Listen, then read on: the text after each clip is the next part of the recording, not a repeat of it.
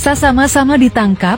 Ini hubungan Harvey Muiz dan Helena Lim dalam kasus timah. Peran mereka ini, peran tersangka HM ini adalah mengumpulkan para penambang ilegal untuk mengakomodir bisa diterima oleh PT Timah. Hingga dari sana mereka bekerja sama dalam rangka yang menyewa peralatan, sekaligus kerjasama dalam hal penggunaan smelter.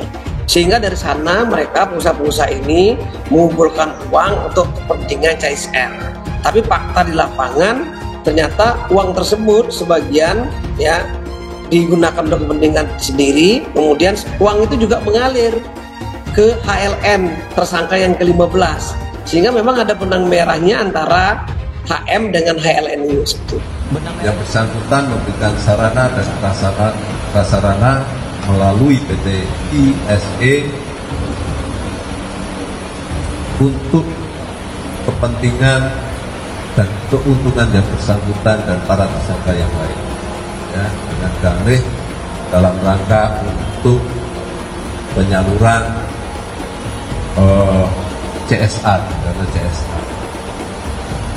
Ya, selanjutnya yang bersangkutan diduga telah melanggar ketentuan pasal 2 ayat 1 dan pasal 3 untuk pasal 18 Undang-Undang Tindak Pidana Korupsi untuk pasal 56 KUHP. Saya berharap kejaksaan nanti menangani dengan serius, jangan cuma stop di pidana tipikor, tapi masuk di TPPU. Karena kenapa? Uang-uang yang mereka kumpulkan selama bertahun-tahun itu, Bang, itu 271 triliun itu tidak didapat hanya dalam 1 minggu, 2 minggu. Tapi ini sudah bertahun-tahun dan sudah menjadi modus mereka, Bang. Ya, dan Helena Lim ini menjalankan dia punya money changer bukan untuk orang-orang biasa tukar uang, bukan. Tapi untuk mencuci uang tersebut, Bang. Jadi pencucian ini sudah berlangsung lama sekali. Uang-uang yang mereka dapatkan, pundi-pundi mereka itu adalah uang hasil tindak pidana yang harus disita, Bang. Harus disita oleh negara di situ, karena itu uang negara ya yang dirampok oleh mereka, Bang. Kejaksaan Agung Republik Indonesia telah mengambil langkah tegas dengan menahan Harvey Muiz, seorang pengusaha yang juga dikenal sebagai suami dari artis terkenal Sandra Dewi, sebagai tersangka dalam kasus dugaan korupsi yang mengguncang publik beberapa waktu belakangan. Kasus ini berkaitan dengan transaksi komoditas timah yang terjadi selama periode izin usaha pertambangan IOP PT Timah Tbk dari tahun 2015 hingga tahun 2022. Yang membuat publik terperangah adalah besarnya nilai kerugian negara yang disebutkan mencapai 271 triliun rupiah. Besarnya jumlah tersebut menimbulkan pertanyaan, bagaimana bisnis timah bisa memberikan tingkat kerugian negara sebesar itu, mencatat rekor sebagai kasus terbesar dalam sejarah Indonesia? Untuk menjawabnya, mari kita mengupas lebih dalam.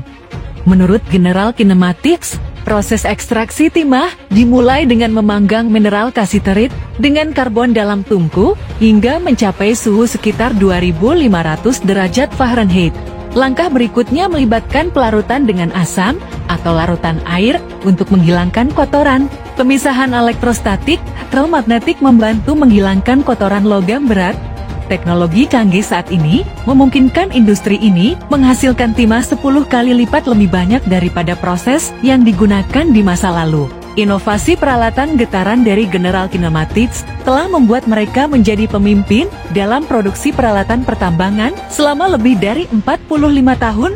Banyak tantangan yang dihadapi oleh para penambang dapat diatasi dengan penggunaan peralatan getaran berkualitas tinggi. Proses penambangan dan produksi timah melibatkan serangkaian langkah dari eksplorasi hingga pengolahan menjadi produk jadi. Berikut adalah proses penambangan timah yang dikutip dari situs resmi PT Timah Tbk. Penambangan darat onshore, open mining. Metode ini melibatkan pengikisan dan pengupasan lapisan tanah di daratan menggunakan pompa semprot gravel pump. Proses ini dijalankan sesuai dengan pedoman atau prosedur penambangan yang baik. Borehole mining BHM. Ini merupakan metode penambangan relatif baru yang ramah lingkungan. BHM menggunakan sistem penambangan semprot di bawah permukaan tanah subsurface hydraulic mining.